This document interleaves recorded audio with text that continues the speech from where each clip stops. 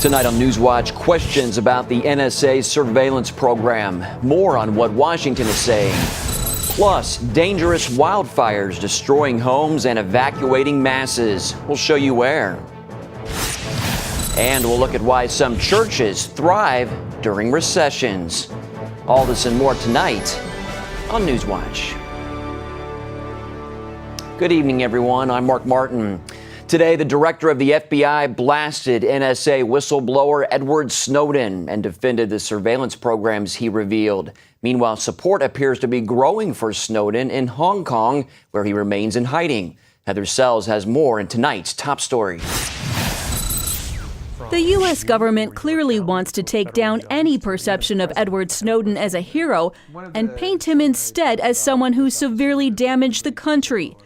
This morning, FBI Director Robert Mueller told a House committee, "These disclosures have caused significant harm to our nation and to our safety." Mueller emphasized that Snowden is the focus of a criminal investigation and that the surveillance programs he exposed are legal. The FISA court has approved both programs, and these programs have been conducted consistent with the Constitution and the laws of the United States.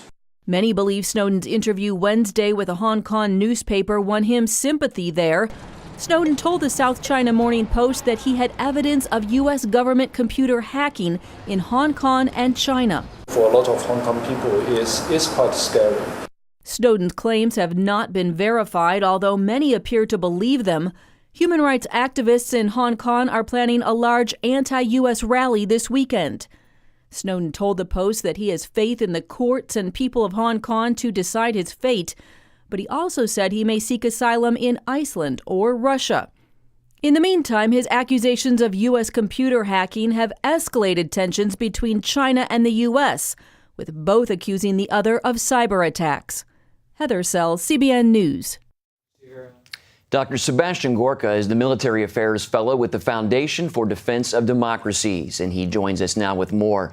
Dr. Gorkha, the Foreign Intelligence Surveillance Court okayed the NSA monitoring. Talk about the FISA court. The FISA court was set up quite some time ago as a consequence of various congressional committees and the fallout from the Watergate scandals. It is a closed, classified judicial system whereby intelligence agencies, the FBI, NSA, etc., apply for permissions to do certain surveillance activities. It's a court that in most instances, in the vast majority of cases, approves such requests. And that's one of the documents that has been leaked to the press today, or in recent days. Well, like you said, most of the surveillance requests that come before this secret court are approved. Since its founding in 1979, only 11 have been denied, and that's out of more than 33,000. Should Americans be concerned? Well, let's start with the facts of the case as we know them in the media so far. An individual working for a contractor who had security clearances breached the requirements of his employment and released this classified information to a British newspaper. According to the media reports, the specific document in question concerns the selection or the collection of so-called telephony metadata. So not the actual content of discussions between Americans or Americans and foreign nationals, but simply the numbers that were called, by which subscriber, the duration of the call, and so forth. And that was collected, it is said, for potential use later in counterterrorism investigations. Should we be concerned? That's a question for the members of Congress to ask and to have answered by the various committees investigating this. The fact is, somebody has broken the secret requirements of his work. But this does come at a time when numerous scandals have hit the executive, be it the IRS, the AP, Reuters, or other information collecting scandals. Okay. Dr. Sebastian Gorkha, once again, the Military Affairs Fellow with the Foundation for Defense of Democracies. Thanks for your time, sir. You're very welcome. A measure banning abortions after 20 weeks has been approved by the House Judiciary Committee. The Pain-Capable Unborn Child Protection Act passed on a party line vote of 20-12. The bill would narrow the current law enacted after the Supreme Court ruling in Roe v. Wade. That law bans abortions after 24 weeks. This new proposed ban will prevent abortions after 20 weeks of pregnancy in all cases, except when the mother's life is in danger. A full House vote is planned for the bill later this month. If it passes there, it is expected to die in the Senate. Authorities shut down 4 Maryland abortion clinics and suspended the licenses of 3 doctors in May. Regulators cited the death of a patient at one clinic and lax procedures at all 4 facilities.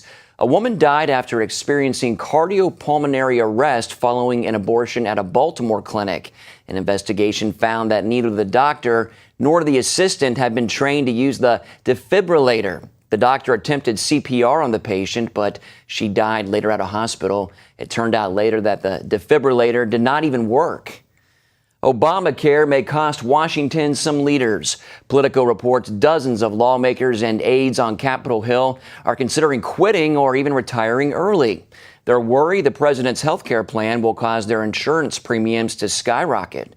A provision of the Affordable Care Act says members of Congress and their aides have to use health care plans created by the bill or offered through a new health care exchange, and that means those lawmakers will no longer have access to their current federal health benefits. The president's health care law goes into effect next year. The town nearly flattened by a deadly fertilizer plant explosion won't be getting major disaster aid from the federal government. FEMA is denying a request what would have provided West Texas with millions of dollars to help rebuild. Now, the agency has already given millions to the town, but says the explosion does not qualify as a major disaster, and that will prevent West from getting the widespread financial help that often comes along with disasters like tornadoes. The mayor says without the money, the city cannot cover the cost of rebuilding. We cannot go out and borrow money for this project. We have to have assistance from the government, and the government, obviously doesn't think that we need any help. We go to Afghanistan and Iraq and build cities, and we can't build 3 or 4 blocks of road in West Texas. That's pathetic. Our government is pathetic. State officials have vowed to appeal to reverse FEMA's decision. Giant flames and thick smoke across Colorado today. 3 massive wildfires continue to burn out of control, and hot temperatures, gusty winds, and dry forests are only fueling the flames. Lori Johnson reports. The Black Forest Fire near Colorado Springs is growing. Raging flames have wiped out at least 360 homes, making it the most destructive fire in state history. More than 9,000 people have been forced to evacuate their homes. It was awful to watch it just burn down, and our cats are there. It was horrible. We took photographs. Things that we can't replace, we brought with us. Other than that, we're saying fire insurance has a reason for it. Officials say shifting winds are making the fire even more dangerous and unpredictable. The fire has now doubled back. Properties that we identified as standing are now engulfed in flames. But officials say one person may be missing after choosing not to leave their home. One of my worst fears is that people took their chances and it may have cost them their life. A separate fire burning to the south has destroyed 20 homes and buildings and forced nearly 1,000 inmates to evacuate. Fire officials say the fast-moving Colorado fires still threaten thousands of homes, many of them worth millions of dollars. Wildfires are also raging out of control in Oregon, New Mexico, and California. Lori Johnson, CBN News. In other news, the United Nations says nearly 93,000 people have now been killed by the civil war in Syria. And that's just the confirmed death toll. The UN says the real number is likely much higher. That official toll spans from March 2011 through April of this year. Turkey's prime minister issued a final warning today to protesters in Istanbul's Taksim Square, calling them lawbreakers. Prime Minister Erdogan says that within 24 hours, the situation at the square would be resolved and protesters will be gone. He is also rejecting condemnation from European Parliament over the excessive use of force by Turkish police during the riots. Protesters object to the minister's Islamic-rooted authoritarian style. They say he's attempting to impose a religious lifestyle on a country with secular laws.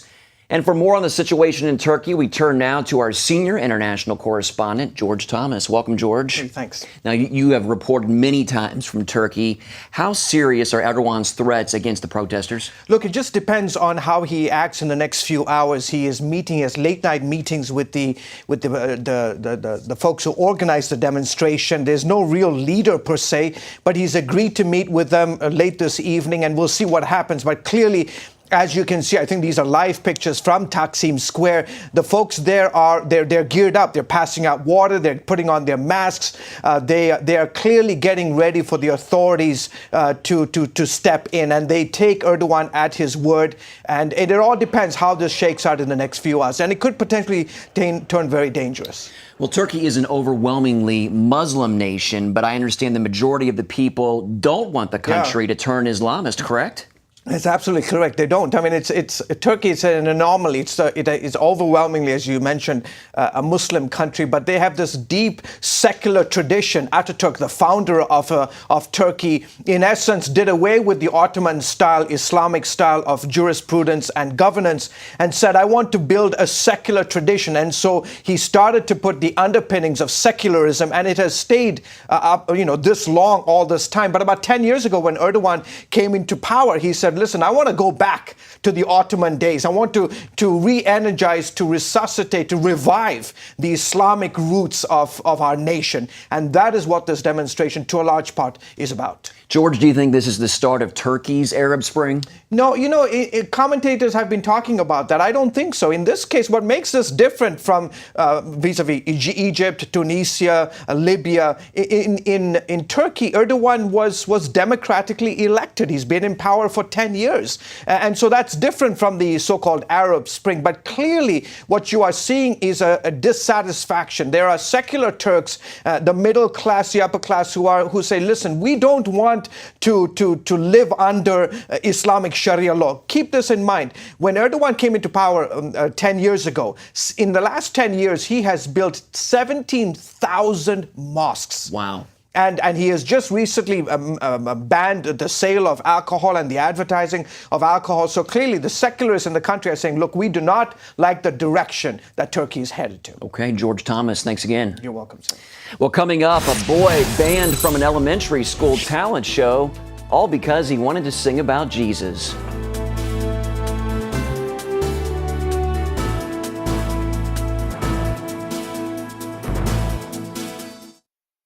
In 2008, my husband Gary departed for heaven.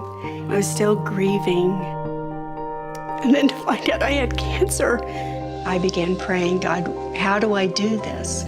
Where do I do this? Cancer Treatment Centers of America was the place. Dr. Neelam outlined a plan that would take care of my mind and my body, and she prayed with me. For Bible-believing Christians, we're able to pray with them in a much deeper way as they begin to really rely upon their faith.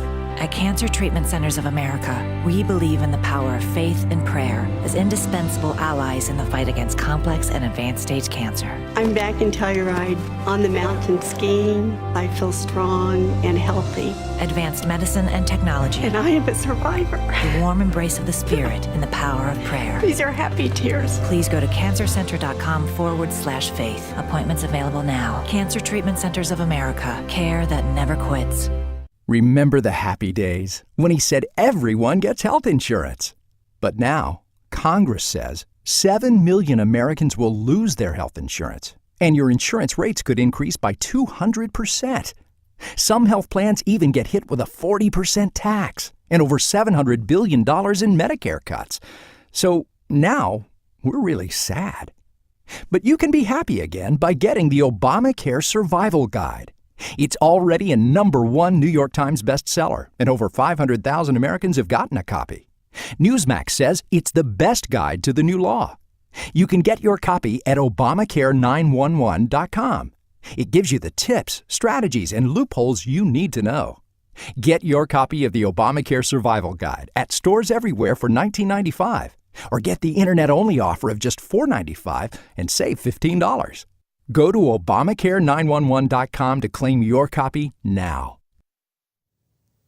Welcome back. A California kindergartner was recently banned from singing in his school's talent show because it was a Christian song.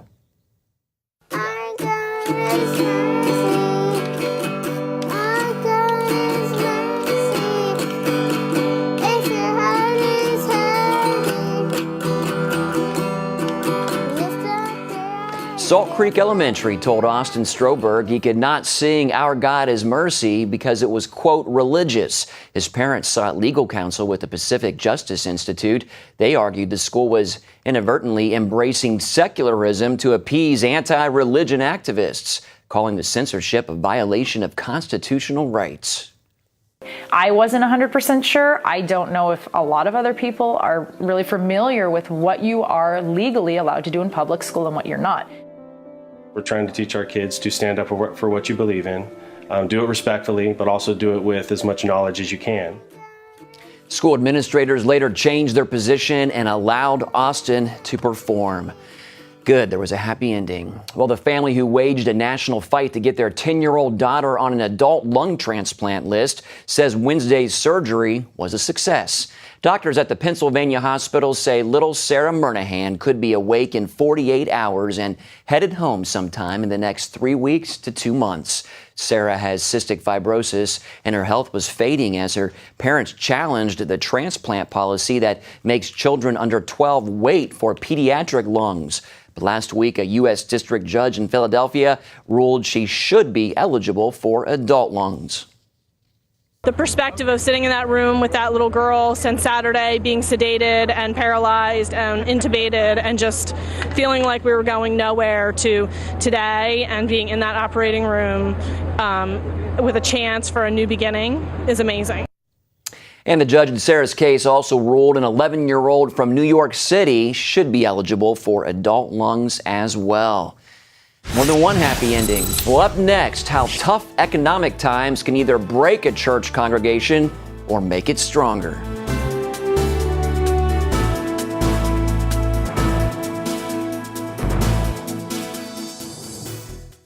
From CBN. Broken Eardrum is playing at the Civic tonight. And you'll just have to miss it. This is so incredibly unfair. A special story of love and sacrifice. Joy, Mom comes up with something. Christopher Quantum, you and I are going to discuss your attitude right this minute. Superbook.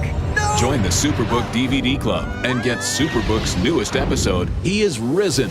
Plus 2 copies to share with others. All for your gift of $25. They have arrested Jesus, the Messiah. Do you not know that I have the power to crucify you? No! Please! You can't! They've taken him to Golgotha. We must hurry. Mary is about to lose her son. The worst thing any mother could face. I am not leaving her. Superbook. It's an amazing way to build a strong spiritual foundation in the children you love. Mary, who are you looking for? I've seen him! He is alive! Superbook. He is Risen. Available now. If you have Medicare and have a chronic breathing condition, you can take your medication using an inhaler. Or this, a portable nebulizer from Med4Home.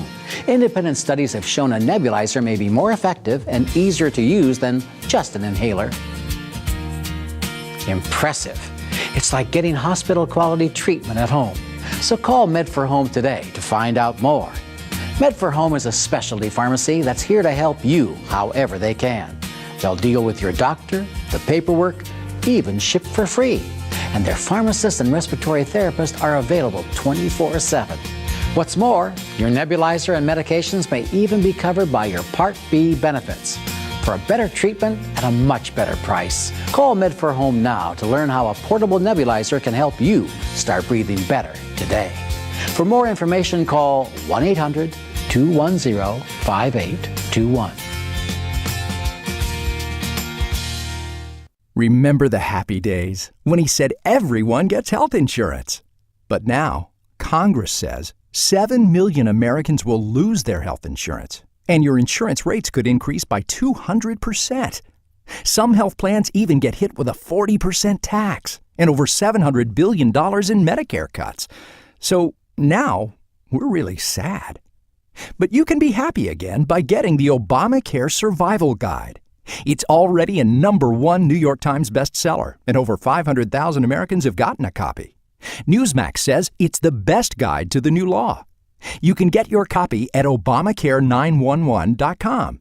It gives you the tips, strategies, and loopholes you need to know. Get your copy of the Obamacare Survival Guide at stores everywhere for $19.95, or get the internet-only offer of just $4.95 and save $15. Go to Obamacare911.com to claim your copy now. You'd expect a recession to create hard times most everywhere, but that's not always the case.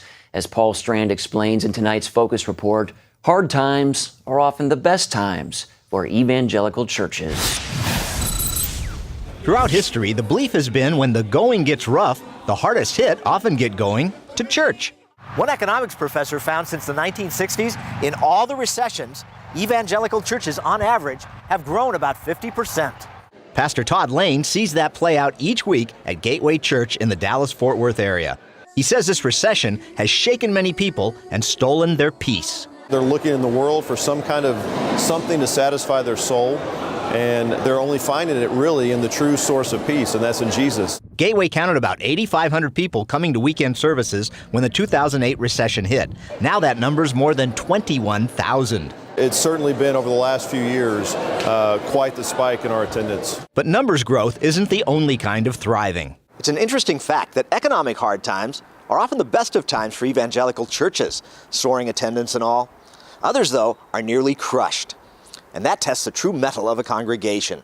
West Valley Christian Church north of Los Angeles has certainly been tested. A huge building project saddled the church with a 7-figure mortgage just as the recession hit.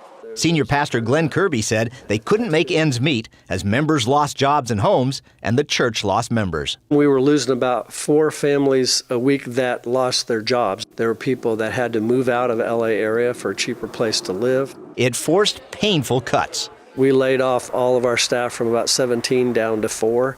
The 4 left had to take a 10% cut and no raises since then. Church member and realtor Cindy Bell watched one homeowner after another go down. It's really hard to see people lose a house. But she saw time and again those hard hit realized they had a choice. They can move toward God or away from Him. This congregation decided to move toward Him. Layoffs, losing homes, losing health because of the stress and all those things. Yeah, all of it could crush us, but we have a God who is bigger than that. Through the struggles that we have gone through, we have become stronger, and that's how we've done well. And though many were hurting, they turned to help others. It was economic hardship that sort of brought me to my knees. Bianca Jacobson is one of those lifted up by the faith and strength of the congregation. For 5 years, I was struggling in and out of work, in and out of work. People would pray with me, and it gave me a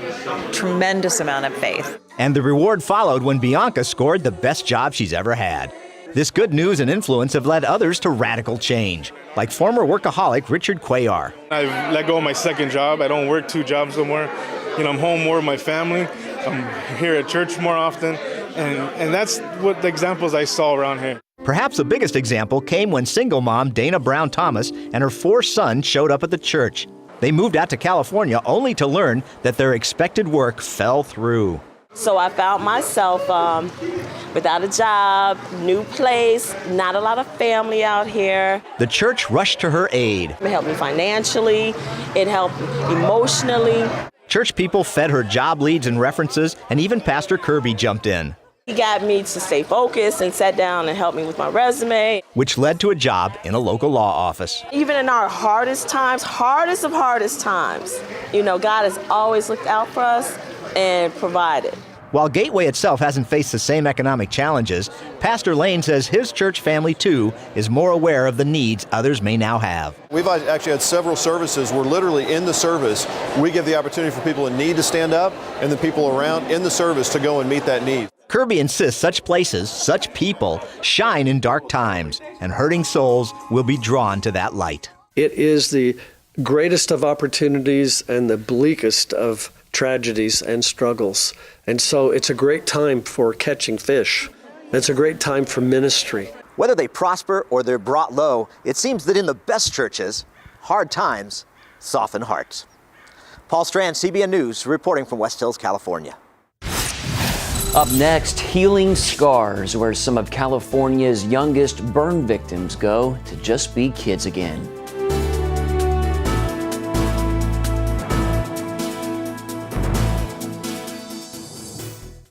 Do you love fluffy cheese omelets, scrumptious baked apple desserts, savory French onion soup, melt in your mouth chocolate souffle? Now you can make delicious gourmet food in minutes right in your microwave with StoneWave, the new microwave cooking miracle. Look, slice an apple, add cinnamon, sugar, and butter, and cook for 3 minutes in the microwave. It smells like homemade apple pie. Top with ice cream for a delectable dessert. Watch this. Core a sweet onion, add butter in a bouillon cube, pop it in the microwave for 4 minutes, and you won't believe the heavenly aroma. Cut it up for tasty toppings or a French onion soup bursting with flavor. The secret is the specially designed chimney that allows steam to escape while the custom dome circulates heat evenly, infusing flavor into food.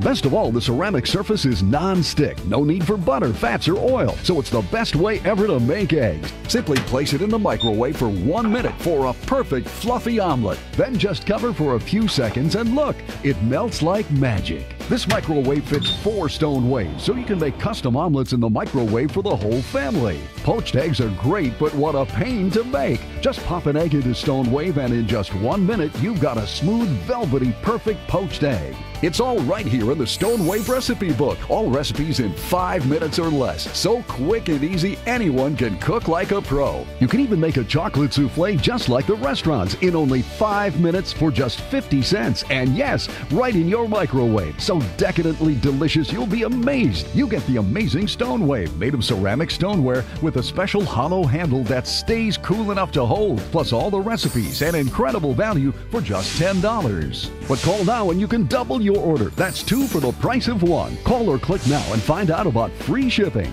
Call 1-800-287-0762, but hurry and you can get a special offer second StoneWave with all of today's orders. Call 1-800-287-0762. That's 1-800-287-0762. Call now. Child burn victims are finding a reason to smile in Central California. It's an awesome experience because, we get to hang out with people who are like us.